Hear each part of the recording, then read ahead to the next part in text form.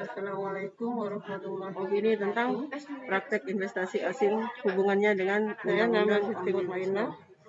Terbentuknya Omnibus Law untuk melarang investasi dalam meningkatkan pertumbuhan lapangan kerja. Ini saya mau membacakan proposal tesis tentang analisis asas publisitas dalam penerbitan sertifikat dalam proses pendaftaran mata kuliah hukum investasi dan pasar modal. Terbentuknya Omnibus Law bab 1 pendahuluan latar belakang. Yang pertama, kondisi kehidupan masyarakat terus berkembang sesuai dinamika pembangunan dan pemerintah Indonesia. Aktivitas kehidupan masyarakat jika dengan dapat semakin hari semakin bertambah dan bahkan pengamat ekonomi mengkritik proses pembahasan. Yang kedua, atas dasar hak menguasai dari negara, pemerintah berkewajiban untuk melaksanakan pendaftaran tanah di seluruh wilayah tugas Omnibus Law Cipta Lapangan Kerja dan UMKM, di mana tujuan utama rancangan aturan lapangan ketiga sebagai pelaksanaan dari UITA dalam hal ketentuan pendaftaran tanah dengan melalui membangun iklim investasi yang sehat, industri yang kuat tentang pendaftaran tanah yang kemudian diganti dengan peraturan pemerintah nomor 3 jadi intinya lebih banyak ke penyederhanaan izin, berumit peraturan, overlapping, dan juga kebijakan antara pemerintah pusat dan pemerintah daerah yang belum harmonis. Ini yang disempurnakan sehingga diharapkan akan lebih banyak investasi masuk ke Indonesia dan juga menyempurnakan yang keempat pendaftaran tanah sebagai pelaksanaan jika pasal 19 UPA merupakan upaya pemerintah untuk memberikan jaminan kepastian dan perlindungan hukum. Ini yang disempurnakan yakni sehingga dapat diharapkan akan terjadinya investasi masuk ke Indonesia dan juga jaminan kepastian hukum mengenai letak batas dan kita agar luas suatu bidang tanah dan jaminan kepastian hukum mengenai hak-hak atas tanahnya melalui berdasarkan banyaknya para pengusaha yang berinvestasi atas tanah. Kendala terbesar yang dihadapi adalah masalah birokrasi, perizinan, kepastian. Yang kelima, pendaftaran. Padahal Indonesia merupakan pasar yang besar yang menarik bagi investor. Jika undang-undang Omnibus Law diselenggarakan dengan baik dan kebenaran data pendaftaran tanah adanya lonjakan investasi yang cukup signifikan karena pendaftaran tanah secara kalau kita lihat sekarang investasi banyak masuk tanah ASEAN, kita yang relatif agak tertinggal. Relokasi paling banyak ke Vietnam, Malaysia, Thailand, Malaysia, dan kita mendapatkan porsi paling kecil publisitas dalam penerbitan sertifikat yang juga menjabat ketemu. Yang kedua, bagaimana penegakan hukum penerbitan sertifikat dalam proses memiliki dampak yang positif bagi kemajuan investasi modal asing Indonesia. Tujuan penelitian yang pertama itu menganalisa terbentuknya azas publisitas dalam penerbitan. Presiden Jokowi telah berulang kali menyatakan akan menghapus. Yang kedua, mengkaji dan menganalisis penegakan hukum penerbitan sertifikat dalam proses pendaftaran tanah berdasarkan asas publisitas di periode 2019 sampai 2024. Sehingga saat pembukaan masyarakat manfaat penelitian pembangunan nasional yang pertama manfaat teoritis, yang kedua manfaat sampai 2024 Istana Negara Jakarta. Manfaat teoritis dapat memperkaya konsep atau teori yang menyokong perkembangan ilmu pengetahuan khususnya di bidang penegakan hukum guna mengkaji yang akan sama dengan undang-undang dan penegakan hukum penerbitan sertifikat dalam proses pendaftaran tanah berdasarkan asas publisitas. Artinya aturan kedua manfaat praktis yang diatur dalam undang-undang dalam memberikan pengembangan pemikiran kepada kalangan akademisi penggunaan organisasi hukum, lembaga pemerintah, institusi peradilan, termasuk aparatur penegak hukum lainnya dalam rangka penegakan hukum penerbitan sertifikat dalam proses pendaftaran tanah berdasarkan asas publisitas. Omnibus Law diperlukan karena Indonesia yang kedua tinjauan pustaka untuk menggunakan pendekatan sektoral per kementerian dan sertifikat hak milik atas tanah.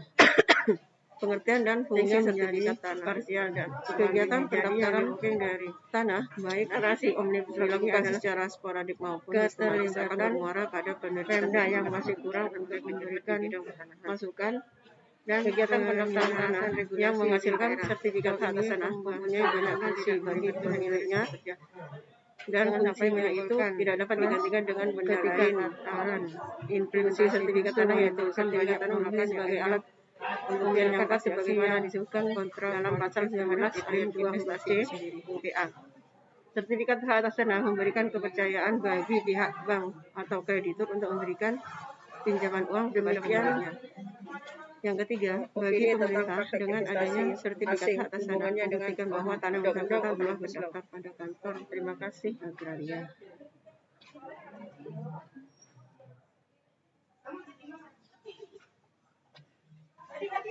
sertifikat hak milik atas tanah. Objek pendaftaran tanah dan jenis sertifikat hak atas tanah. UPA mengatur hak atas tanah yang didaftar hanyalah hak milik, diatur dalam pasal 23. Hak guna usaha diatur dalam pasal 32 dan hak guna bangunan diatur dalam pasal 38 dan hak pakai diatur dalam pasal 41. Sedangkan hak sewa untuk bangunan tidak wajib didaftar. Namun dalam pasal 9 Peraturan Pemerintah Nomor 24 Tahun 97 tentang pendaftaran tanah mengatur beberapa objek pendaftaran tanah yang meliputi hak milik, hak guna usaha, hak guna bangunan, hak pakai atas tanah negara, hak pakai atas tanah pengelolaan, hak pengelolaan tanah wakaf, hak milik atas satuan rumah susun, dan hak tanggungan. Pendaftaran tanah dan sistem pendaftaran tanah. Pendaftaran tanah pasal 1. Peraturan Pemerintah Nomor 24 Tahun 97 tentang pendaftaran tanah menyebutkan bahwa pendaftaran tanah adalah rangkaian kegiatan yang dilakukan oleh pemerintah secara terus-menerus, berkesinambungan dan teratur meliputi pengumpulan, pengolahan, pembukuan dan penyajian serta pemeliharaan data fisik dan data yuridis dalam bentuk peta dan daftar mengenai bidang-bidang tanah dan satuan-satuan rumah susun, termasuk pemberian sertifikat sebagai surat tanda bukti haknya bagi bidang-bidang tanah yang sudah ada haknya dan hak milik atas satuan rumah susun, serta hak-hak tertentu yang membebaninya. Keabsahan sertifikat tanah melalui pendaftaran tanah sistematis lengkap. Pendaftaran tanah sistematis lengkap merupakan suatu kebijakan yang dilakukan oleh pemerintah dalam percepatan pendaftaran tanah di seluruh wilayah negara Indonesia. Pelaksanaan program pendaftaran tanah sistematis lengkap dilakukan untuk memberikan jaminan kepastian hukum dan perlindungan hukum hak atas tanah rakyat secara adil dan merata.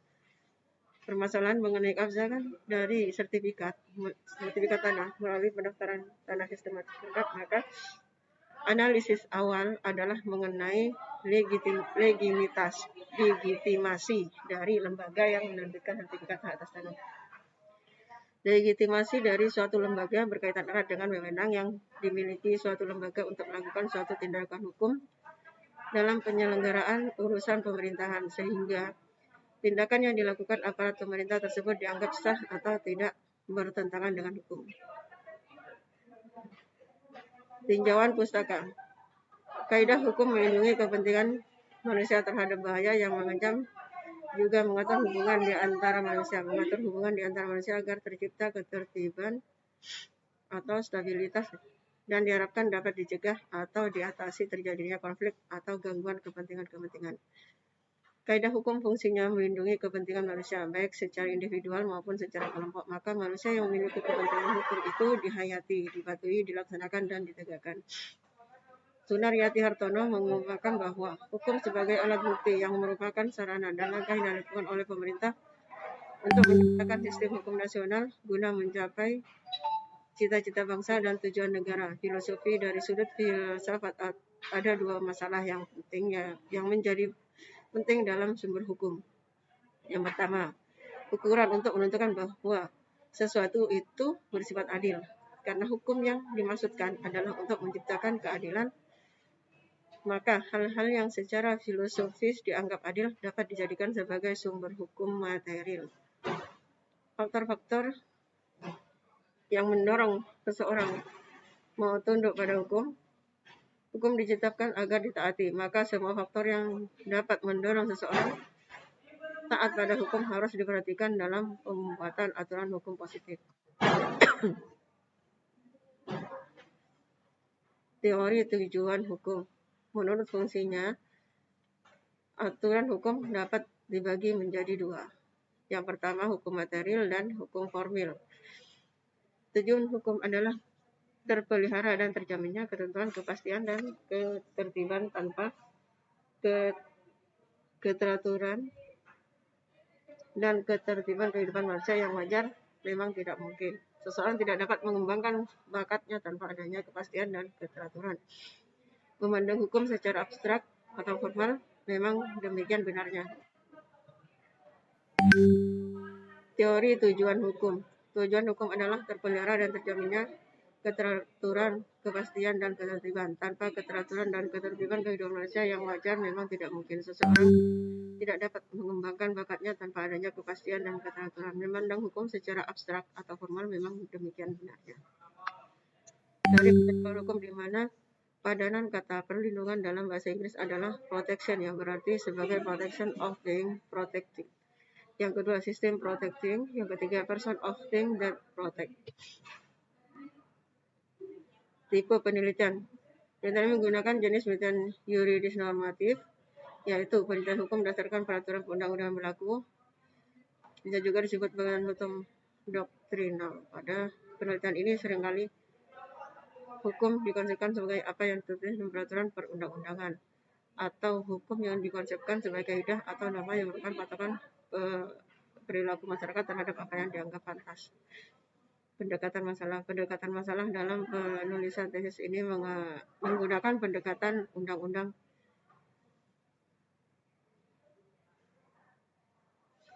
atau statute approach. Pendekatan perundang-undangan dilakukan dengan menelaah peraturan perundang-undangan yang berkaitan dengan isu hukum yang ada. Selain itu juga menggunakan pendekatan conceptual approach. Pendekatan konsep dilakukan guna memperkuat analisa berdasarkan konsep dari pakar hukum yang dikaitkan dengan peraturan perundang-undangan yang ada. Sumber bahan hukum. Bahan hukum merupakan sarana untuk menganalisis atau memecahkan masalah yang ada dalam suatu penelitian. Bahan hukum yang diperoleh dapat menunjang penulisan proposal tesis. Bahan hukum yang digunakan yaitu dalam penulisan proposal tesis ada dua macam, yaitu bahan hukum primer dan sekunder. Teknik pengumpulan bahan hukum. Teknik pengumpulan bahan hukum dalam proposal tesis dengan mengumpulkan bahan hukum, mengklasifikasi dan diuraikan. Teknik pengolahan bahan hukum. Pengolahan data ini menelaah sistematika peraturan perundang-undangan yang dilakukan dengan mengumpulkan peraturan di bidang tertentu atau beberapa bidang yang saling berkaitan dengan menjadi pusat perhatian penelitian. Selanjutnya diadakan analisis. Pengolahan bahan hukum dalam penulisan proposal tesis ini dilakukan dengan dua teknik pengumpulan bahan hukum. Kedua teknik pengumpulan bahan hukum tersebut yakni teknik penelusuran dalam bahan pustaka dan bahan-bahan hukum, dan teknik penulisan dokumen hukum, asas publisitas dalam penerbitan sertifikat dalam proses pendaftaran tanah, analisis peraturan pemerintah nomor 18 tahun 2021 tentang hak pengelolaan hak atas tanah,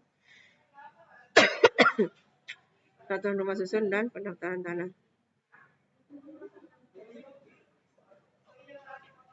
Analisis bahan hukum. Analisis bahan hukum dalam penulisan proposal tesis ini dengan mengumpulkan baik itu bahan hukum primer maupun sekunder secara garis besar dianalisis dengan menggunakan metode analisis kualitatif, di mana metode kualitatif merupakan satu jenis metode penulisan yang punya karakteristik berbeda dari penulisan kuantitatif. Penulisan ini juga dianalisis dengan metode deduktif, yaitu analisis dari kesimpulan umum atau generalisasi yang diuraikan menjadi contoh-contoh konkret atau fakta-fakta untuk menjelaskan kesimpulan atau generalisasi tersebut. Dengan kata lain, analisis dari umum ke khusus dan dianalisis secara preskriptif, yaitu mengkaji atau menganalisis suatu isu hukum dan ketentuan yang bergantung atau menurut ketentuan resmi yang berlaku.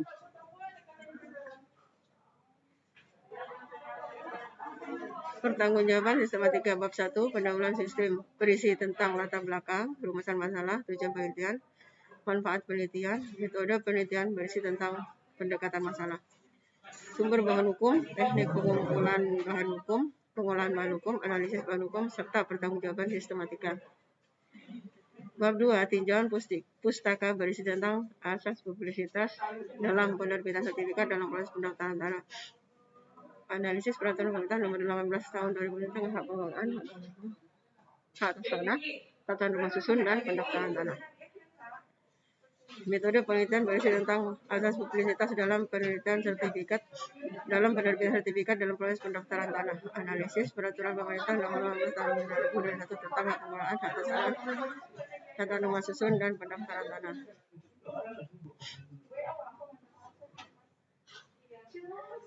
Terima kasih. Demikian proposal tesis yang kami ajukan. dalam rangka menyelesaikan tugas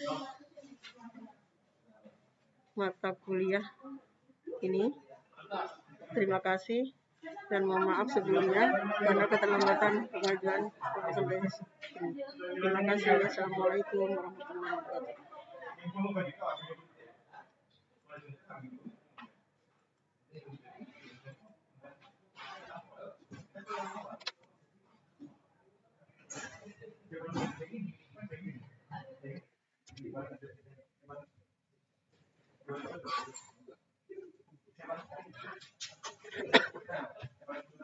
Mbak Rida mau bulan Mbak Rida? Ada stop. Stopnya di mana? Sudah. Di stop ya di mana? Nah itu klik di bawah yang kanan. Ya, stop.